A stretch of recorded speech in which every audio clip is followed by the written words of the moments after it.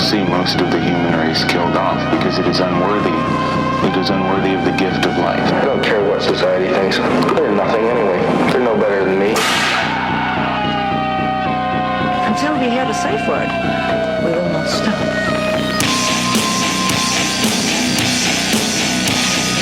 Have you ever thought what it would be like to see a person's head amputated? Think of things so horrible that the human mind cannot imagine them. To see all this and more when you see on stage, in person, that crazy mix-up. I like being set apart from people. I like to be hated. Safe Word with Jason Rouse.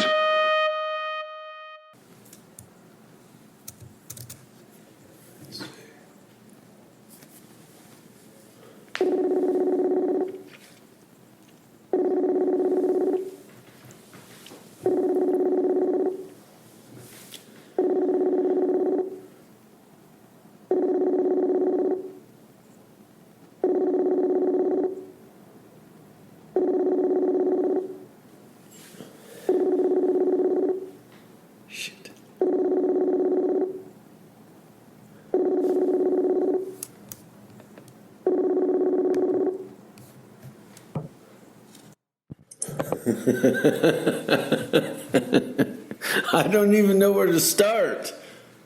No, hang on a second. Fucking stupid. I get it. The video's screwed. The audio's fine. So. Oh, hang on. Wait. There we go. There we go. Two ghouls on the internet. Just adjusting my backdrop. Alan, What's going on, man? what is happening? It sounds the world has turned into a page out of Steve Hughes' diary. Yeah, I'm not sure that he's finished writing that diary, so I mean, I'm going to see what the last page is, but yeah, it's turned into all sorts of dystopian nightmares. I seem to be in some sort of dreamy sepia here, like my camera isn't very clean or something. That's my style. There you go. I thought you were outside of some industrial factory in Dublin. Let's get right to it. Hey, this is Jason Rouse, and welcome to the Safe Word Podcast. On the show today, my buddy Alan, all the way from Dublin, Ireland. Well, yeah. But has this not been the most you've ever spent at home in your existence of your life? Yeah, pretty much, except when maybe I was about 8 or something. But yeah, it's fucked. I think I've been. Well, I mean, this last year was the only time I think in almost this the 30th anniversary of the band. This year, and last year was the only year that we've never played a gig, and so yeah, having not been out of the country for however long is interminable. It's like some form of torture, you know. So no, you've always had a very active tour schedule. Like that's part of the reason we'd run into each other. Is we occasionally get gigging together. Hello? Shit. Is he gone?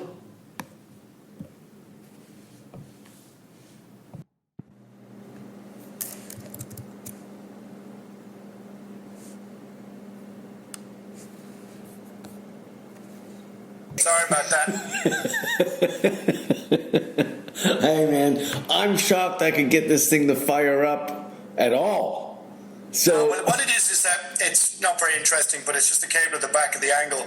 And I've obviously moved the computer up the table, blah, blah, blah. Yeah. And I didn't realize it was wedged against the table and the wall, and it just goes, retardedness on a massive level. But that's the way things are now, you know. I was having sex with a young lady in London, and my foot got wrapped around the laptop cord and pulled it across the bed, and in turn knocked a huge goblet of red wine right into my keypad. It was so perfect. I couldn't even stop because it was such a blatant fuck you from the universe right to my face. It just, the glass couldn't have been more full and bigger. And Well, it does beg the question, how old, though? I mean, but, maybe that's what it was. No. This was some, like, English street pig. That's the kind of language that's popular in Ireland, so I think you'll be all right with that. You sound like you've stepped in that before. Well, I've played some gigs in England, I suppose, been in the glamour spots like Manchester, Birmingham, Liverpool, Hull, Exeter, I don't know, lots of Leicester, lots of exciting places. Tom was telling me that the first time he played in Ireland that he wasn't pleased with the front row. Yeah, no, well, it's Ireland is a bit of at least it was. Irish people will enjoy me saying this, but it was a bit of a genetic cul-de-sac for a couple of years, Oh, no one ever came here, and so we just lived on a kind of poor diet and had bad teeth and not much sunlight and not much vitamin D, and then we got some sort of a few injections into our gene pool, and the last 20 years have been a little bit better. But yeah, I mean, you look at TV shows of Ireland from the 70s and 80s, and it's staggering, That's why I always tell them I'm English, so just to get out of that cul-de-sac. But really? No, you don't. You'd never do that, would you? Oh, well, have you ever told anybody that you were English in your life just to avoid the conversation? No, I mean, my grandparents are English, so I very often when it suits me and it irritates Irish people, I'll claim that the better half of me is English and vice versa, I have my grandparents' side, my grandmother's from Cork, grandfather's... Oh. Yeah. It's... Why? Is it bad? Yeah, it's a terrible place. It's like the capital of the sort of no genetics, monobrowed. Oh no! Okay, so I double parked because grandfather Grimsby, England. Grimsby. The clue's in the name, isn't it? Yes, and Cork and Grimsby come together in Canada in the 60s. My grandfather came over from England on a boat as a child. Oh, sure, yeah. Well, it's a miracle that you can, look, both your eyes are looking in the same direction. Well, I did some, of my own. I got my teeth fixed. Inherently, I knew I was going to be troll-like. Yeah, those don't look like Irish teeth. They look far too straight, No, and I'm in Texas. Oh, Texas! Wow, but that's Texas seems to me like a good choice right now, if it might actually be a sort of free place, It is, and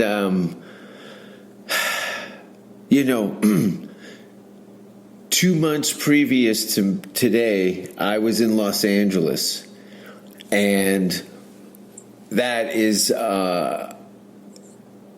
it's just a festering toilet. It's up to the top, like a gas station toilet, and it's full to the top, and no one's got a plunger, and there's so much people. The amount of shit and piss in the streets. And no rain, and so now you're eliminating foot traffic just in general, and people are too terrified to go get out of their cars to do anything.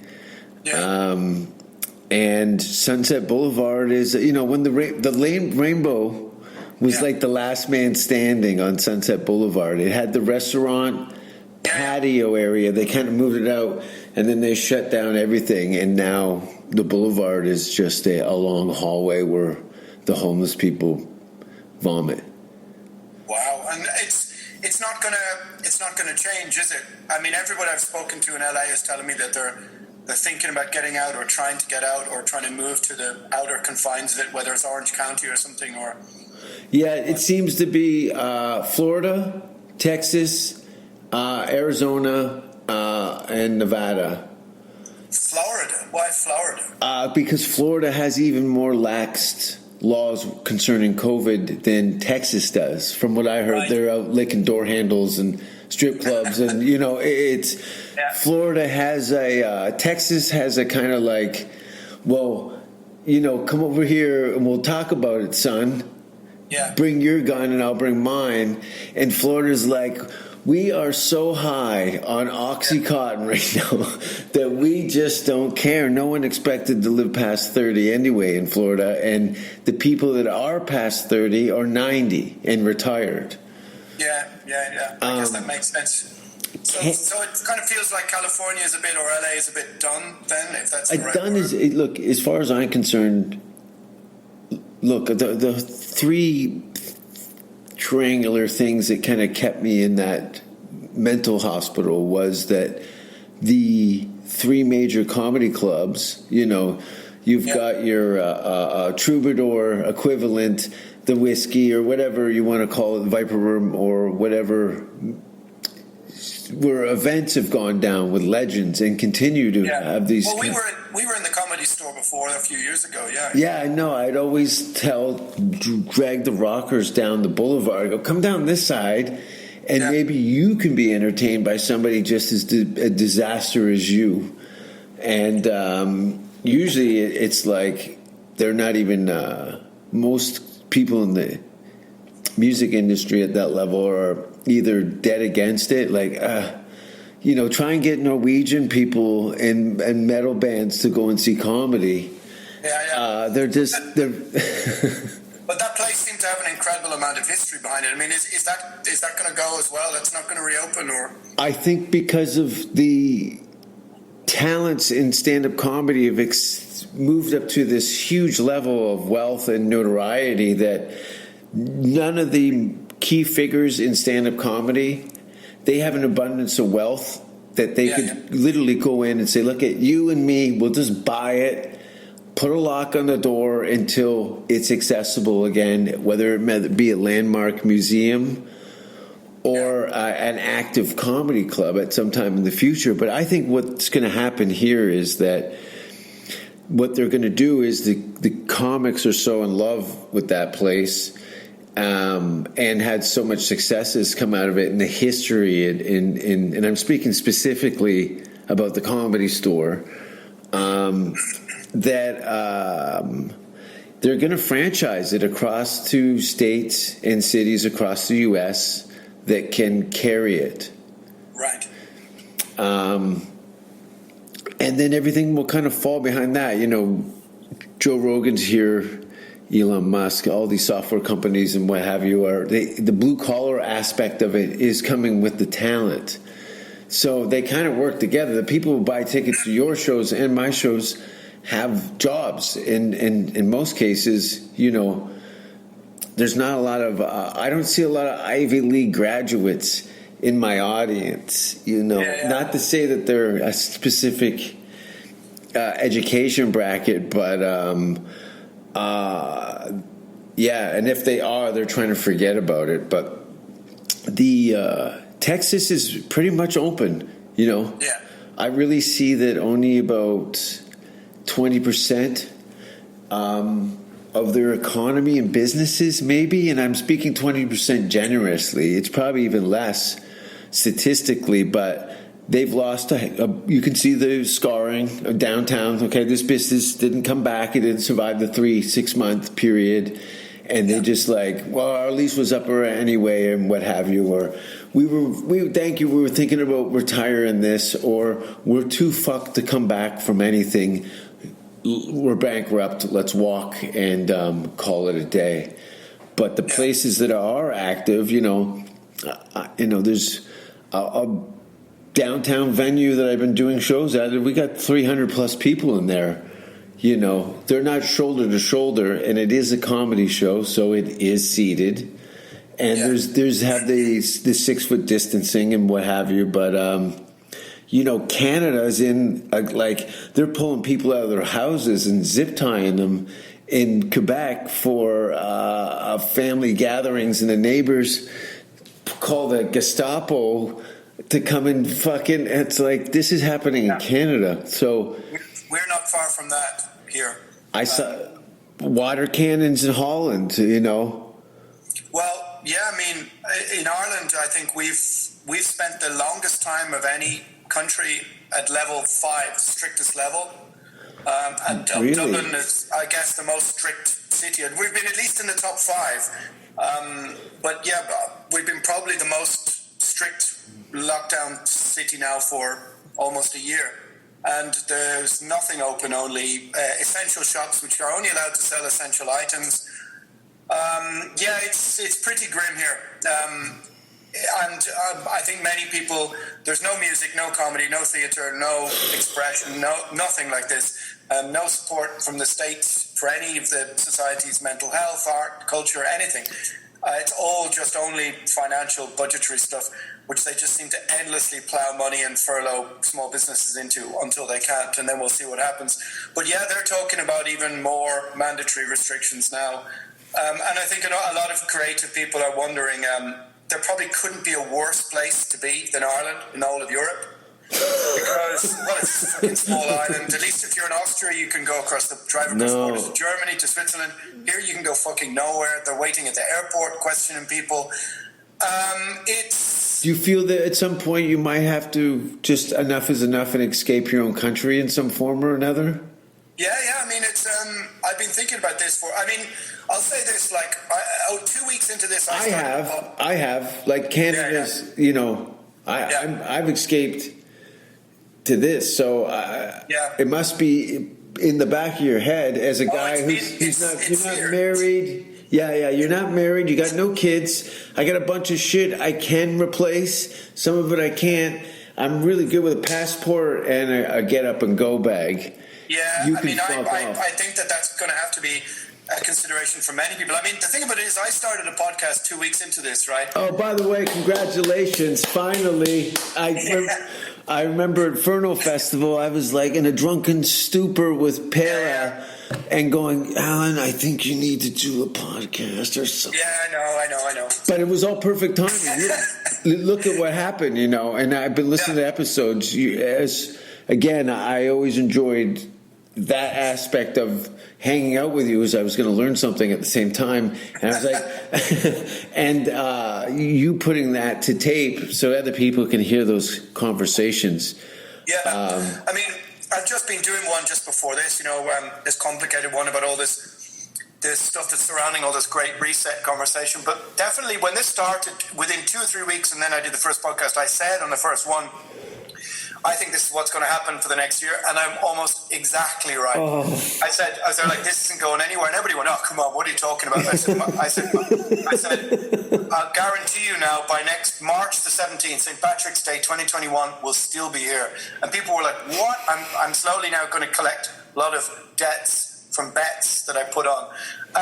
It's just, I think people misunderstood not only the nature of the health crisis, but also the nature of all of the things that come in around it to fill the vacuum. All the sort of crisis capitalism, all the vultures that come in, and also just the fact that we now have an unelected civil service who are more or less holding 4.5 million people in prison. And what couldn't be intoxicating about that much power? And we fumble around from this to that, and I agree with you. I think that there has to be a moment where I think probably in every refugee's life where they go, fuck it, we got to jump the shark, we got to get out of here. And I do wonder if there's a lot of people in Ireland going, we can't live like this, we have to go somewhere else, whether it's Ukraine, Estonia, Finland, Bulgaria, Hungary, anywhere where the people have agitated or have had tyranny in their lifetimes are not going to take, hey guys, can you just stay inside for another 2 fucking years or whatever, Do you feel that listen, I know you're such a history buff, and you do you see some parallels in war related dialogue that was similar to what we're dealing with right now, all this, pulling people? If somebody told me that they were going to be arresting people in the streets and pulling them out of their houses for things like that would be especially any war vets, anybody who serves in the military must be kind of scratching their head seeing oh, have we just been harboring The enemy? Yeah. I did a podcast that was called Democracy is Not the Default Setting of Society. And it isn't. I mean, if you've traveled and you've been to Russia or Southeast Asia or South America, you know that countries have dealt with, structures of authoritarianism for hundreds of years. And in Europe, look at. I mean, this is one of the reasons why I think that countries like Bulgaria, Hungary, Romania, they won't have this. Because in their lifetime they've had a communist dictatorship. Yes. And so they're hyper aware.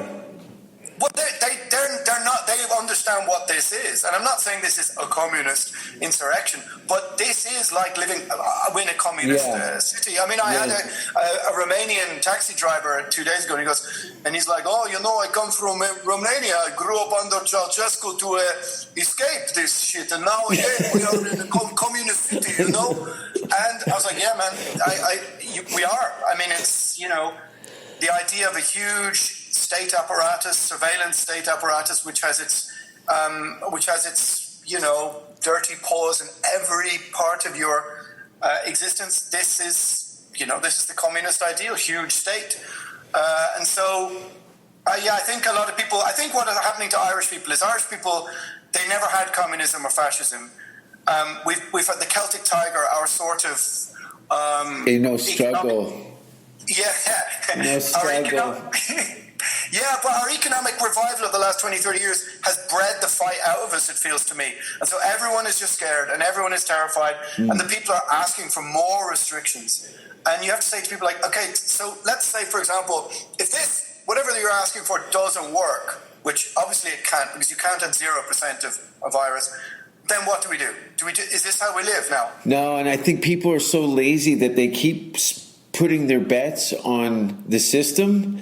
And it's failing over and over again, and it's putting everybody in such a deficit that they can't come back from any of this. Like, there's just people, like, not to mention, like, the kids who just, like, haven't been exposed to, like, physical touch or, general contact and just human condition is so months, almost a year in some cases. Not to mention the kid who breaks his leg on a bicycle in the spring and then spends 2 years on a cast and then goes into COVID. That kid is in a real problem. It's basically trying to turn every human instinct on its head in the space of a year. Mush. This is it's anti-human to the extreme. We're living essentially in an open prison. And you're totally right. I mean, anecdotally, stories of my friend's 9-year-old coming down in the middle of the night, with like night terrors, asking their parents, "Is this how we live now?" And what do you tell a kid like that? Sorry to turn your comedy podcast into something. No. This is exactly. This is why I waited so long to talk to you because I knew it was going to be horrible. But the thing about it is, it's like it's so anti-human in the sense, and before all this started, everybody would have gone on about, everybody needs to be holistic about their mental health, this, that, the other. And it was clear very obviously within a short space of time, the state doesn't give a fuck about any of those things. Suicides are through the roofs, child abuse. Suicides must eclipse COVID deaths by like 30. There was some weeks last September and October they did in Ireland, but we always did pretty well in the top 10 against Finland. Oh, we beat them a couple of years back in the late 90s. Like I refer back to my genetic cul-de-sac when you sentence at the start. That your band's doing well when suicides go up when you form. Do you know what country has the most amount of suicides? Where would you guess? We used to do this in the tour bus. We used to get Wikipedia and do like top 10 and put bets on the top 10. It's got to be Finland in the top 5. Finland is about 6th or 7th. Okay, so I'm at least in there after that. I can't see Sweden and Finland. Sweden and Norway is not bigger than Finland for suicide. No. The number one is, when we looked at it, was Belarus, obviously. Belarus. Belarus, yeah. So all the countries like Ukraine, Belarus, Lithuania, ex-communist countries, of course, Yeah. have all of the top stats. And then you have like South Korea, Japan, which is more like honor suicides, Shibuku or whatever it's called. Or just to get out of a work day. You got to Yes. kill yourself to get out of a day off. Well, the truth is that there aren't many suicide stats for countries where the sun shines. Yeah. So there you go. But No. yeah, what's happening here is I mean, the problem there's so many problems with what's happening, but one of them is that if all of these, kind of fumbling, poorly structured, broken responses don't work, then what happens? Is this just like they just go, oh, right, well, this is how we live now? Yeah, I know. That's not fair. No, obviously. But they basically say, hey, look, if we as a society have set out our stall to deal with a health crisis like this, well, then what happens next winter when there's more cases from another variant or another strain? So the idea is that, well, now it depends on how much you believe the situation is being manipulated. I agree to a certain percentage. I don't believe in the whole globalist cabal, but I do definitely think there's something else happening. But, I mean, this means that you just never go back to zero. Is this as simple as following the money, though? Well, yeah, I mean, there's no doubt that the 1% of people are making so much money off this. But then there's some other businesses, like I remember early stages of all this in Los Angeles, the dollar stores, the pound shops were killing it. Everybody was doing all their shopping at the pound shop, the dollar store. Sure. And in turn, their stocks went through the roof. Now, that was just because it was the last necessary retail store that kind of had a little bit of everything at an inexpensive thing. Is they kind of whittled everything back. A company that didn't really anticipate, having a quadruple stock jump because of Armageddon, and then in turn, places like Amazon, where people can't leave their homes, are getting. That company is now, I don't know, they were burning down their warehouses for a minute, weren't they? Yeah, I mean, it's it's the idea that you're right. Within every crisis, there's people who benefit. Bad actors, or whatever you want to call it, bad agents, or agents of power, or whatever, however we want to describe them, that will take advantage of every crisis. And they are definitely making a ton of money out of this situation. And so to them, your freedom is arbitrary. And so therefore, I think, we might, as a SOP by the state here, get, hey, we're going to go back to level 2. Right. So basically, what's going to happen is, this is in my opinion, it might roll out like this: is that we've suspended democracy, or suspended civil liberty and paused democracy, in order for health and safety to be the most important and only thing in society that matters. Despite the fact that if you add up, say, unchecked and untaken cancer screenings, checkups, all of these things which people are not taking because they're not going to the doctor and GPO, the number of deaths in 36 months will be greater, I would imagine, than the amount of... Every senior oncologist is saying there's a tsunami of cancer coming. But everything is such short-termism that I just don't think politicians are able to countenance that. But yeah, I mean, I think there's a very, very dark scenario which rolls out, which is that this is just how we live now. Yeah, but... And that's slowly dawning on people. Like, I said that in April last year, and people went, come on. And I went, no, just watch and see what happens. And then everybody thought, they won't do this and they won't do that. And here we are, so... But what about all these European music festivals with hundreds of thousands of tickets sold? Done. I'd say this year will be... They're all listed. They're all listed. Tickets are available or sold out. Yeah, well, see, what's going to happen is... they just keep moving the money down the year after? Your tickets the arts, the thing about this is that in lockdown, there is no art that isn't validated by the state, right? In lockdown, you're not going to have gigs, you're not going to have comedy, you're not going to have theatre the way you knew. You're going to have distance, separated, shows that are only validated by the state. As I said to my friend, I said, and, she burst into tears. I said, "You're never going to dance with a stranger again." This is a 4-year-old on her birthday. I'm only here I'm a harbinger of doom. No, actually, I was you're never gonna dance again. Guilty feet ain't got no rhythm. As I was actually singing George Michael, but anyway. And then I pulled the fucking laptop cable and spilled wine on my Just computer. the tear rolls down the girl's cheek. She's like, I'm 13.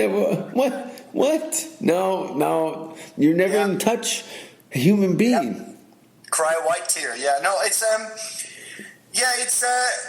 like all those festivals are going to, I would say, this summer be cancelled. There's no way they're going to allow 40,000 people in a field in Germany of people to rub off each other for a weekend. You think so? Without, because the vaccine is proving to not be the thing that people said it was going to be. Are people going to need it? Are they not? Are they going to be that strong? I mean, and so the problem is that the flights that were hanging in the air from last summer have been rebooked for this summer. And if they go, who pays for the flights? Bands? So I think this summer will be a bloodbath of cancelled festivals, people trying to charge bands who already have no income. Yeah. It's fucked. I mean, I can't put any way. I mean, people find my, view a little on the pessimistic side. Yeah, but I think it's a luxury. But even the most pessimistic, even the most optimistic people, I'm starting to get messages now in the last 4 to 6 weeks of people going, fuck, like the shit you were talking about hypothetically last summer, is this really happening? Or am I going, welcome to the conversation? Because people who just put blind faith in the institutions to sort it out for them are now going, all right, maybe this doesn't get sorted out. And therefore, there's a certain percentage of society who will be happy with being able to have a pint with their mates, watch some football, scoff down a burger, go home, smoke a joint, sit around with their fat wife playing fucking Xbox. And that's their fucking, that'll be like, sure, great to have an old pint, etc. Then, as my mate said to me, there's people who've been working shitty jobs for years and years and now have a year off. They're getting paid by the state to sit around, smoke weed, play Xbox, blah, blah, blah, whatever. And they don't give a fuck about any of the things you give a fuck about. My mate says to me, art, freedom of speech, freedom of expression, blah, blah, blah, liberty, blah, blah, blah. He's just like, no one cares about that shit. Then there's 10% of people who seem to really give a shit. And they're really worried about where things are going. Now, those percentages move around a bit. But it's slowly but surely there's more people gravitating towards the 10% of, hang on, is this going to be how we live, because as I said, unless you go back to zero, like I'm done as a musician. There's no gigs. There's no gigs anywhere. Shit. Oh man, no, you're not done. You got an album out. You just put out music. Yeah, but I put out a Dread Sovereign album. Yeah, but that album. By the way, excellent. I don't think there's a bad song on both of those albums. Thank you, sir. It is a workout. This is my instrument of torture over here. I know. When I heard you were going to play bass, I didn't know how that was going to all come together. But you put. It's only 2 notes mostly. So. Yeah, no, it's solid. But it's when you see a frontman of an established rock band do a second thing and then pick up an instrument on top of it. Yeah. It can go a little wonky. Yeah. Well, wait for my, sort of 70s English folk album where I'm going to be playing the accordion or something. Hey, you know what? That'd be a way to go out. Yeah. Who doesn't want to go out with an accordion on a boat, just kind of sailing out into the mist? That sounds all right, actually, right now. I wouldn't mind that. Yeah, just to get off the fucking mainland for a bit. Like the ending credits from a French B movie from the 50s or something. Some lady who doesn't speak English crying on the beach. Yeah, she doesn't know why, but that's it, Okay, where are you going to escape? Well, you know people in 30, 50, 100 countries. Can you? What happens if you get a plane ticket and go to the airport in Ireland? Right now, what will happen is theoretically, you need to have a negative test to be allowed to fly anywhere. But lately, the police have been in the departures lounge, interrogating people. questioning people, and they're saying that if it's not essential travel, then you can't go. So the big problem for the country here is that we have a little bit at the top called Northern Ireland, which we've been fighting over for hundreds and hundreds of years. So you can't put a hard border on the north of Ireland, or mayhem will ensue probably. So both the UK and Ireland know that. So the idea of closing Ireland off completely is almost impossible, or unless you want a really, really, really difficult scenario. Nobody wants to go there, because if you put a hard border, it'll aggravate on it, people will shoot at them. There's no doubt about it.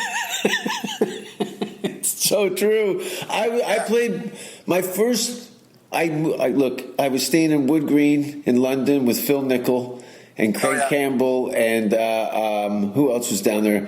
Probably Brendan Burns and a bunch of the comics. And my second gig, I've been in London. I've been in Europe for 3 days, and Craig Campbell says, "I got you a gig Wednesday," and I'm like, "Oh, it pays." I'm like, "That's great."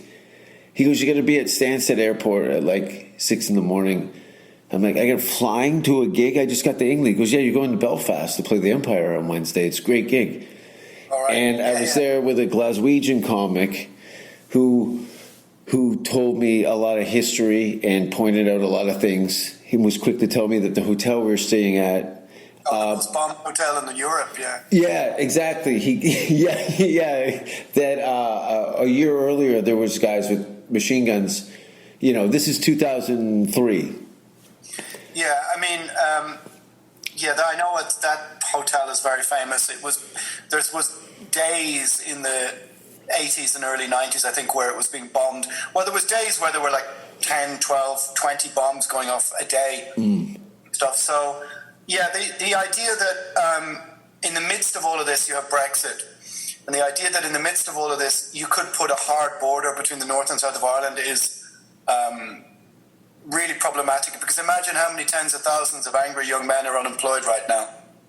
They get very active very quickly. And this is the thing about, as the weather gets better across Europe, if we're still in this, which we will be in April, May, June, and you have literally hundreds of thousands, if not millions of people newly unemployed,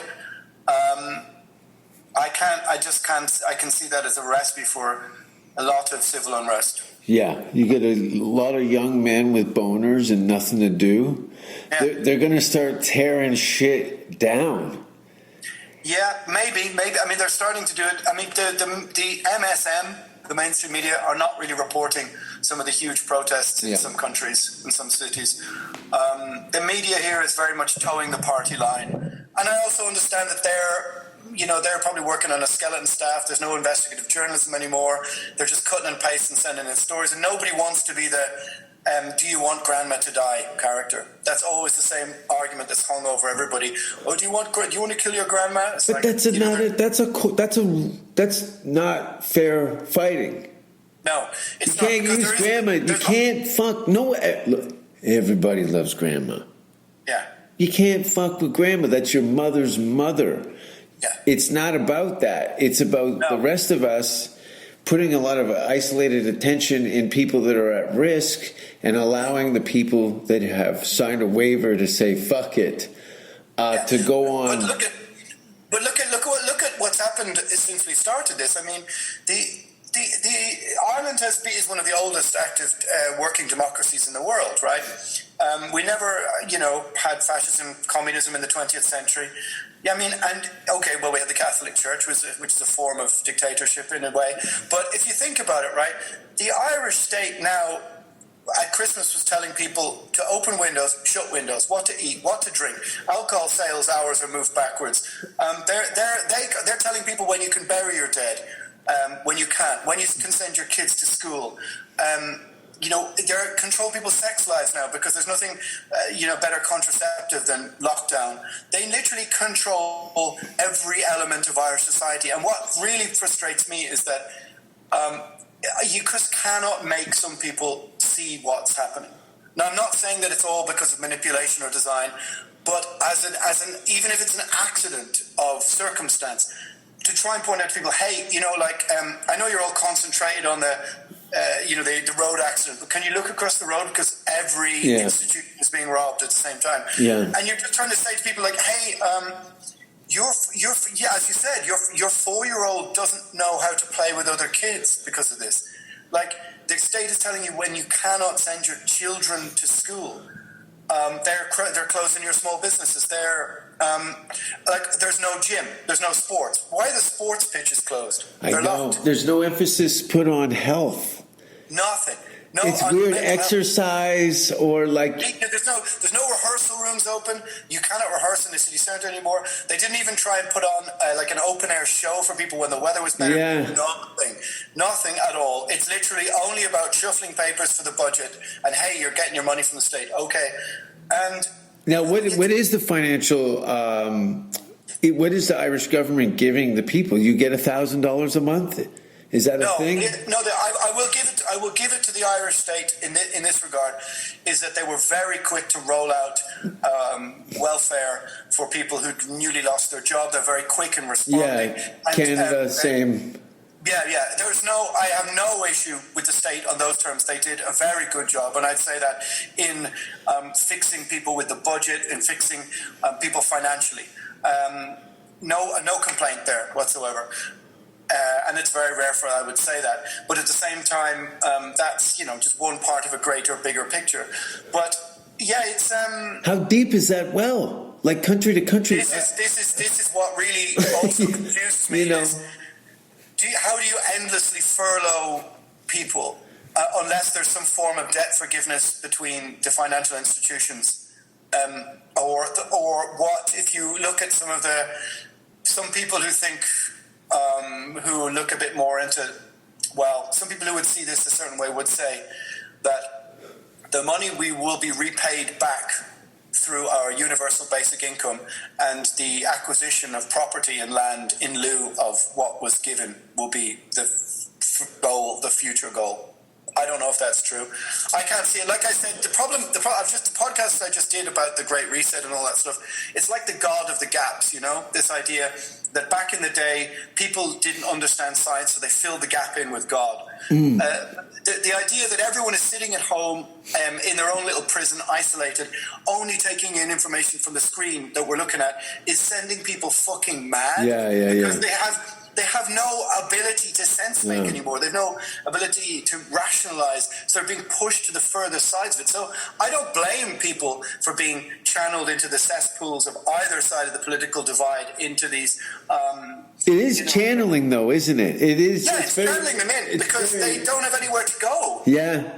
Everyone's like, pick me up, I'm a baby. And they're like, go that way. And they're like, okay. And now you're in this narrative that is this a snake eating its tail through the whole thing. It's totally like that, and that's I don't blame people who get sucked into the furthest fringes of conspiracy theory stuff because A, Epstein had an island, right, and B, I understand it. People are in front of the screen all day. I mean, and there are each of their own algorithm is playing them their sense of alienation, outrage, purposelessness.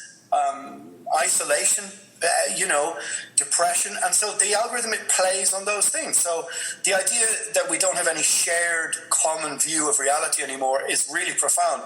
So I don't blame people for funneling off into the fringes because there's no way to hold the middle ground emotionally, intellectually in this. It's very difficult. I'm trying.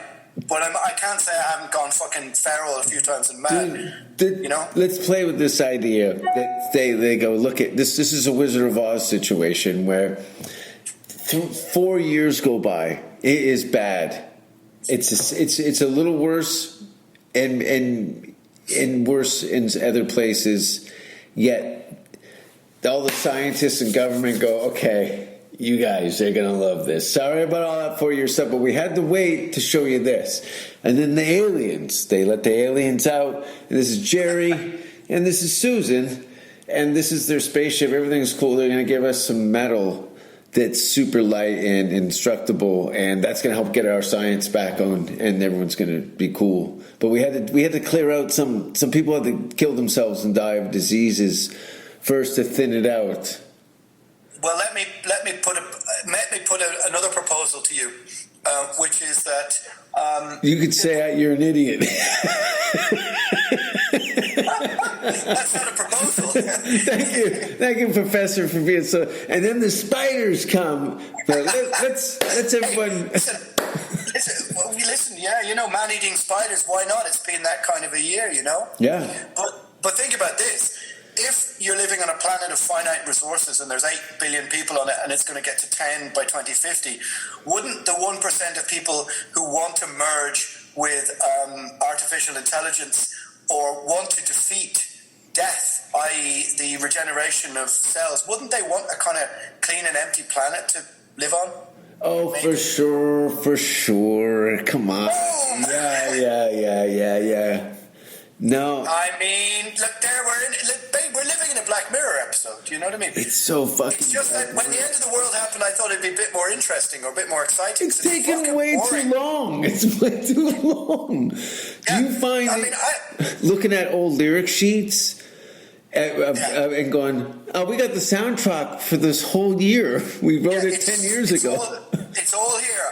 100,000, fucking 2,000 vinyls all ready to go. Yeah. No, I just thought that the end of the world might be I'd have a bit more bang for my buck. I thought I'd be like sniping, like drone robots out the window, and at least there's some sort of glorious end rather than just fucking sitting around. This is where Hollywood has tainted our imaginations.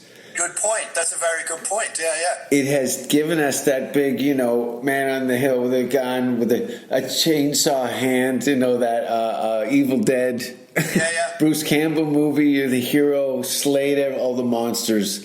But no, we just die face down in a ditch with a roll of toilet paper under our arm.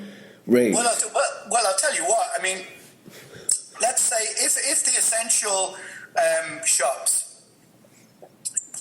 couldn't open for 4 days, it would be like 28 days later, because they say we're only 4 days from some sort of like zombie style, civil unrest. Like if the shops around the corner selling normal food and everything else, just they had to close for whatever reason, you're looking at chaos in 3 or 4 days only, I would say.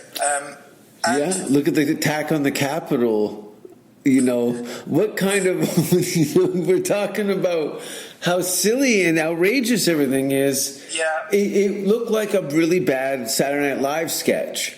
Yeah, exactly. It encapsulated everything about 2020 perfectly. Is that the cognitive dissonance? It was the Last Supper picture of 2020, wasn't it? Yeah.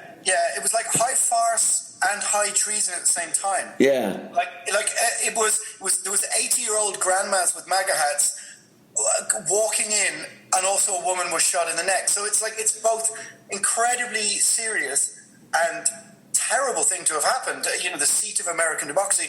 But also, as you said, it looks like an SNL sketch. It's slapstick. It's slapstick comedy with a real heavy weight to it. It's like it shouldn't look that silly when the point is that serious.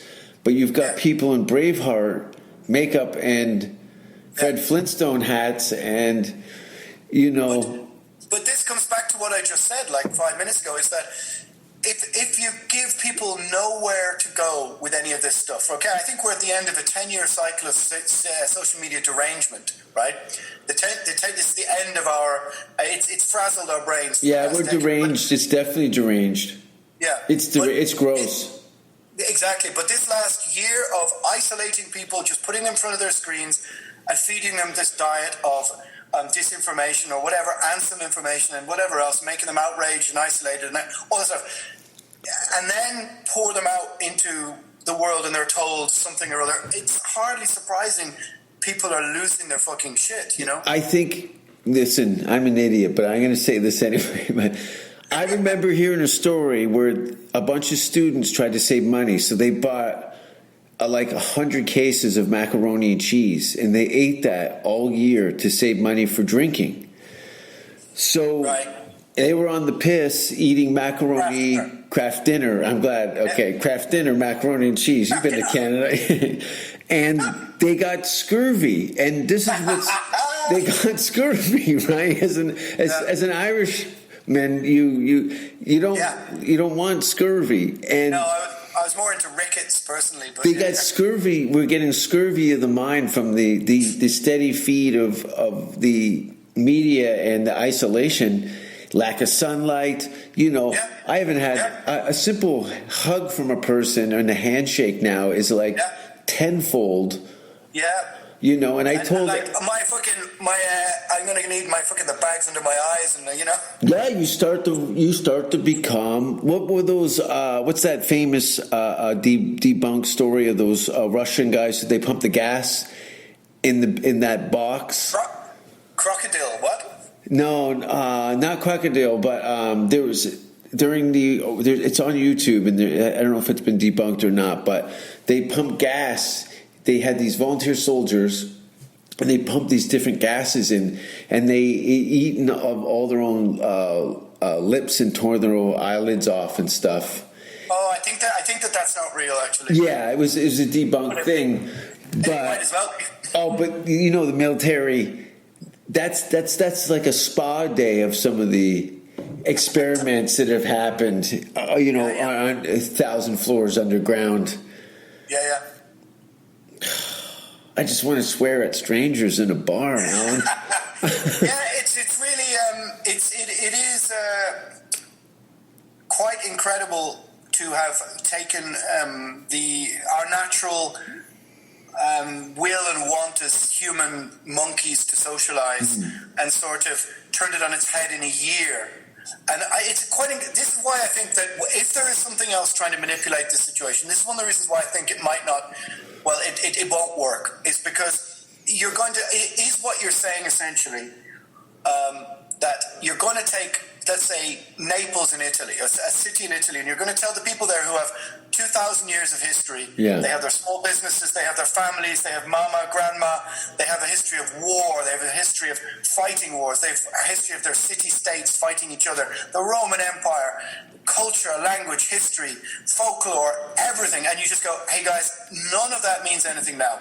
Now, you stay inside, remote living, be afraid, consume from inside. All these things now mean nothing. All your traditions in the town square, all your music. I mean, and that can't A, be true, and B, it can't happen.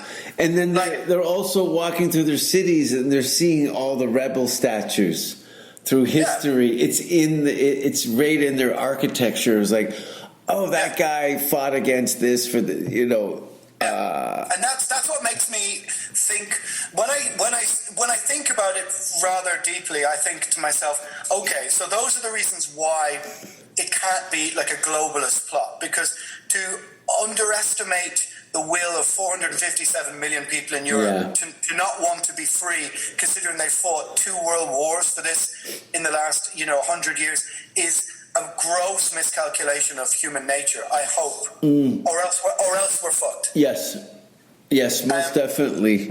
But like the idea that somehow you can turn the world on its head and tell, hundreds of millions of people, hey, by the way, all of your culture's done now, stay inside, or you will never dance with a stranger again. Also, also the things like every band that you listen to, whatever band you listen to this morning, they don't exist in lockdown. They never meet. Last live show you saw?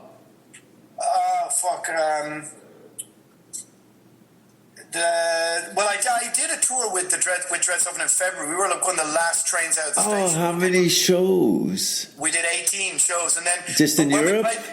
The last gig in Belgium, in Brussels, it was March the 5th or 3rd, and they were talking about, hey, there's this virus and something might be happening, and like we were like, okay, and we were literally, Brussels was shut down the next week.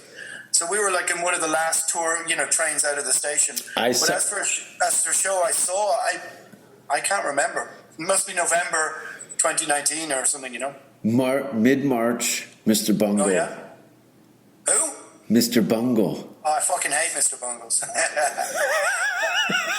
Not my thing. It's too quirky. It's too jokey. Yeah, I know.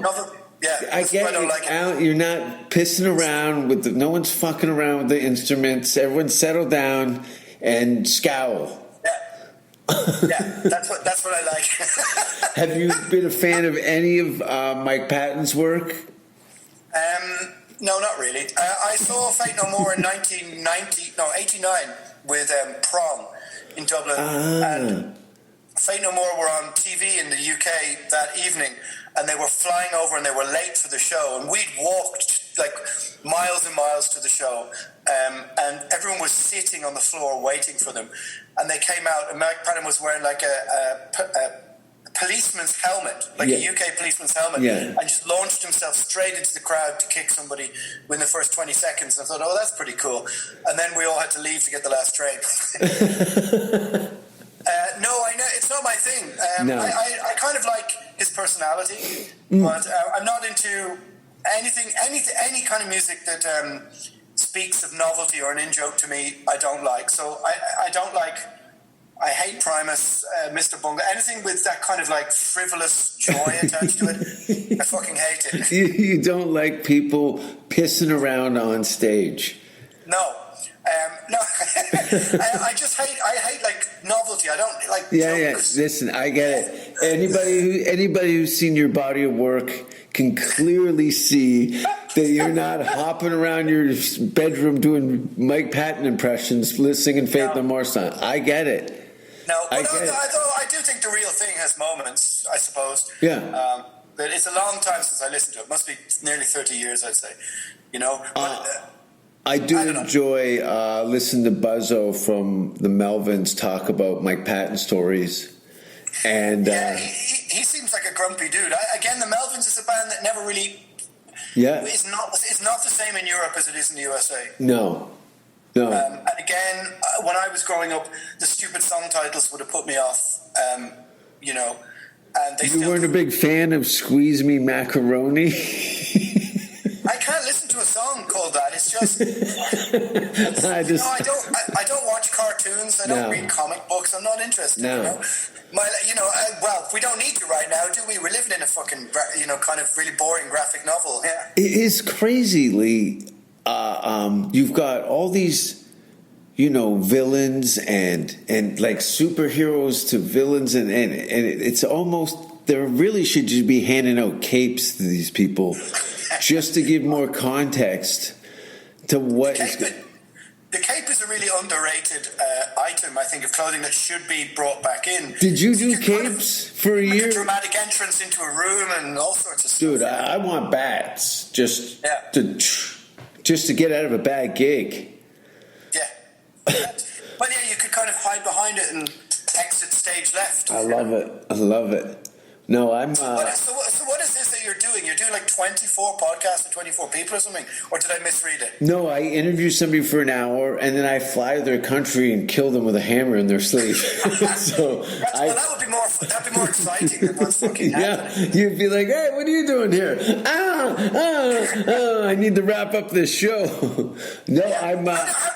How did you get in? Do you have a negative test? I'll take the question at the airport.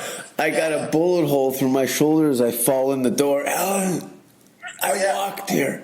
I'm ready, yeah.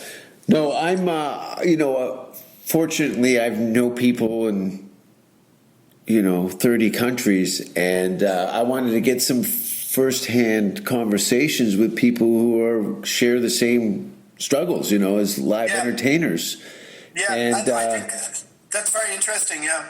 So, and I know that you are very active touring, and to make a transition, obviously the podcasting's probably been a bit of a voice of reason in your life. It's just some sort of dialogue, some sort of conversation. But I know from your touring schedule to be very active, to isolate it is, as far as how I'm feeling, is a real pain in the ass. Yeah, and it's brutal. Yeah, it's having no agency, no purpose. Yeah. Little definition, and also something which nobody wants to talk about, which is no power. There's nothing. It's you have no masculinity in the sense anymore, in a traditional sense. There's no you're you've gone from having influence, I suppose, whether it's even artistic, emotional, or over a crowd. There's none of that, and then you don't have sport to get that energy out either. Before you get to the artistic side of it, But I don't think people have really have thought about it. That and you try and get it across to people, and they kind of like, hey, well, what do you mean? And you go like, hey, there's no art exhibition, like. It's sinking. It's sinking.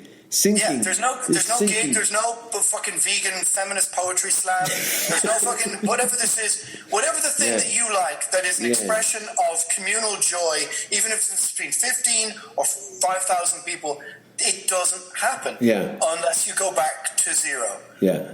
And to try and get that across to people, like, hey, I live on a street of nightclubs, right? Yeah. They're not opening. This is not happening. And unless society changes, they will remain closed. So, again, how do people meet? How do they date? How do they fall in love? All of these emotional things that you need as a human being, all the avenues are closed. Like the sad story of people I know going on dates on Zoom. Like, imagine this is our date. Yeah. Yeah, no, and a lot of comics have jumped on doing comedy on Zoom. I've not done a Zoom show. No, I'm not doing a fucking acoustic guitar to like people paying to. Or no, and you're very active with the audience too. It's a very hingy thing. We carry each other through that experience, and to have a plate of glass in front of that is a disrespect, I think, to the art form in general. Yeah. I agree with you, and I also think that, and I've been trying to tell people, is that not to forget that they live in first world democratic countries. Well, if they do, and if they don't, it doesn't matter. I mean, the same rights apply. You have civil rights and liberties. You have human rights, and the fact that we shouldn't be made to beg to have some form of freedom to do the things that are artistic expressions, or whatever you want to call it. You shouldn't be be happy with being allowed by the state to only play your music on Zoom or something like this. You have rights, and those are they're inalienable human rights, and then people must demand that civil liberties and democracy be not paused and suspended indefinitely, because otherwise the people who are only focusing on health, for example, are going to be in a year or two or three realize that that there is another side of this story, and that there's a disaster unfolding that is long in the process. Whether it's, as you say, whether it's small children growing up alien to each other, or the end of artistic expression, freedom of expression, all of these things. That for me, the suspension of civil liberty is more important than almost everything. Now, so to try and get people to concentrate on a couple of different things and just go like, hey, okay, I get it.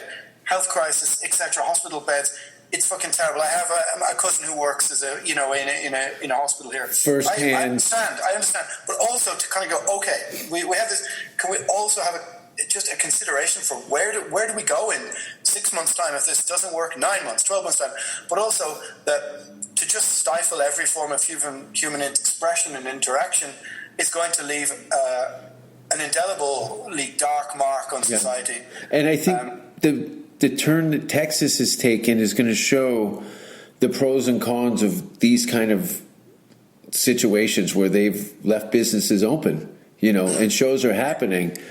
Well, to be honest with you, Jason, like the mom and pop coffee store across the road is not a hub of infection. There's no science which says, that has to close. There's no science that says gyms, open air sports pitches. It's completely arbitrary and has never had any.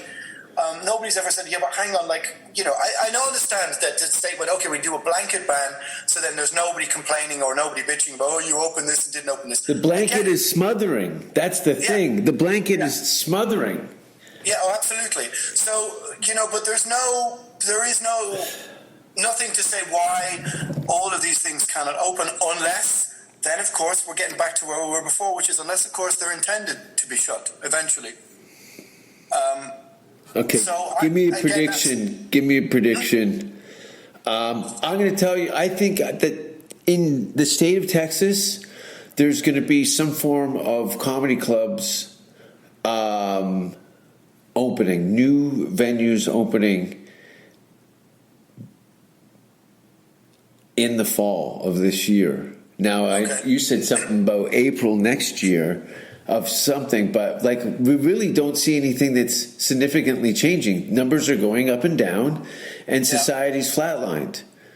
Yeah. So where do we get? When do I get to put up my tour poster? Well, I would. You really think all those festivals, Hellfest, Back In, Download, all those are going to be a scratch? Yeah, I think so. I'd say 90-95% sure. How can they happen? People can't fly. I know. There's a lot of things. I've just got my hands like this, and I'm just... Also, the other thing about it is that for bands flying in, if they have to quarantine when they return home, which is the standard, they can't go, because if they have jobs, which they all do, you can't quarantine for 10 to 14 days after returning from every single festival. Everything just went up 4 times expensive, 4 or 5 times more expensive. Yeah. Quarantines and extra hotel rooms and medical on-site. My prediction would be something like level 4 or 5 till April, maybe the end of March, April. A little bit, few things will open. The vaccine won't prove to be the thing they said it would be. We'll go to level maybe 2 in the summer with no art, comedy, theatre, music, nothing like this. And as we go back into autumn, they'll another strain variant or normal flu deaths will be moved into the same parameter, and we'll go back to 4 or 5. And I would say if that happens for the next year, the only thing that may break it is a form of civil unrest or genuinely things coming to some form of being kept under control. But as for art and music, I would say March 2022, maybe. I think that maybe you're going to get small local bands being able to play small local gigs if there's anywhere to play left. But as for tours of bands who need to make an income, I don't know. I mean, it doesn't look good. And also, but I will say this, Jason, I will say that I'm fully aware of the fact that my own pessimism is because I'm a pessimistic, grumpy cunt anyway, who always was like this. But also the fact is that my own situation is amplifying, turning the volume up on this. So I'm really happy to be wrong. Yeah. And I want to be wrong. I don't want to be the I told you so guy. And I'm really happy for people to just poke fun at me next October and hand me a beer and go, I see all that shit. And I go, I'm hypothesizing, I'm juggling ideas, but I'm very happy to be wrong. I don't want to be right about this. But I do think that we're in a very dangerous situation because I don't understand. Society has backed itself into this corner, right? This is how we deal with everything now. How do we move to the side and step out of it?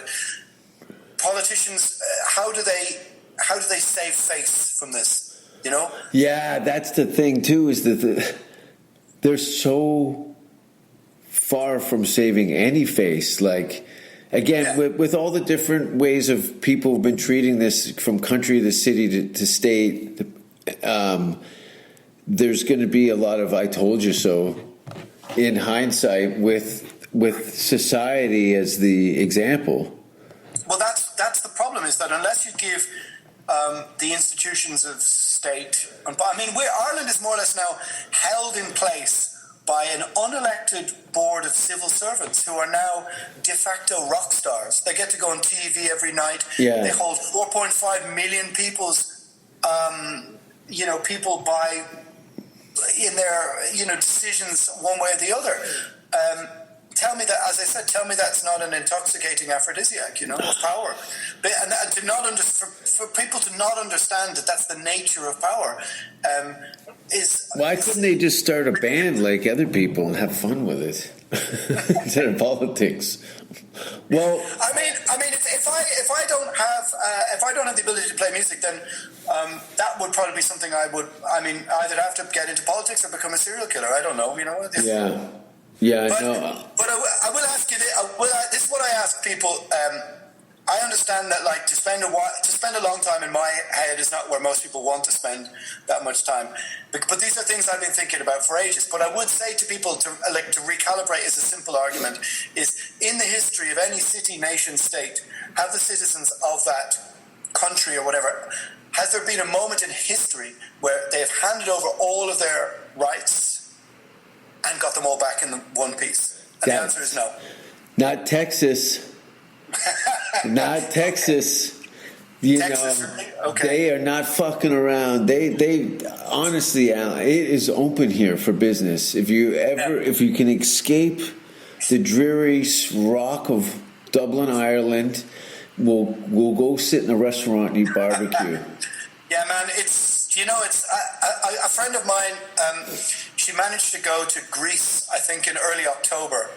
And she was not in one of the main cities, but she went to an outdoor, like a sort of Greek bouzouki sort of nightclub. Mm-hmm. And she told me she actually had a breakdown.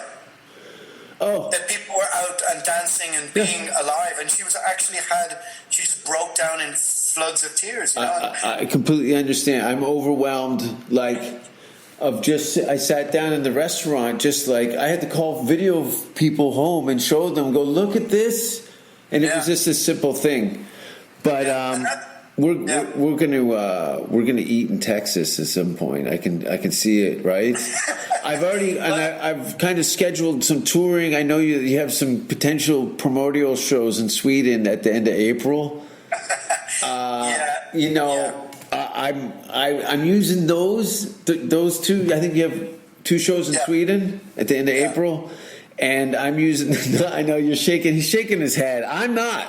I'm waiting to book that flight because I'm going to schedule some gigs around that, and that would be. I know you should. I know it's not going to. Damn it! But listen, I wanted to say it's always a pleasure, and I have a.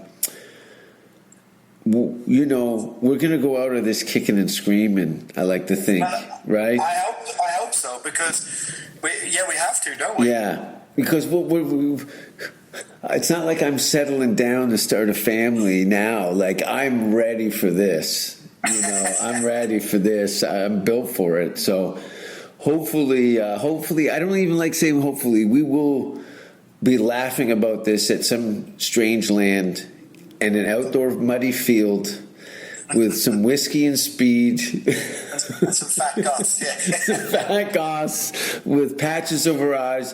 The new album is called... Well, the new Dread Sovereign album is called Alchemical Warfare. And what's the single that came off of it? Oh, there's Nature's the Devil's Church. That's great. I like it. Honestly, the first album, I was so blown away. Every song is great. Yeah, it's got some 80s Motorhead, Venom, Tank kind of new British heavy metal rattling bass thing going on, Mm-hmm. And people can find that on Spotify and iTunes and all that stuff. Yeah, it's on Metal Blade Records for as long as they'll have me. Yeah. No, you're definitely an asset to that label. I think you're one of the few artists that are actually on a record label that have their toes in journalism and other facets of the industry, So well, that's until I say something that's beyond the pale, but Yeah, I know, right? That's well, we're definitely gig. I like to say, where can people find you? On Instagram is Nemthianga_primordial.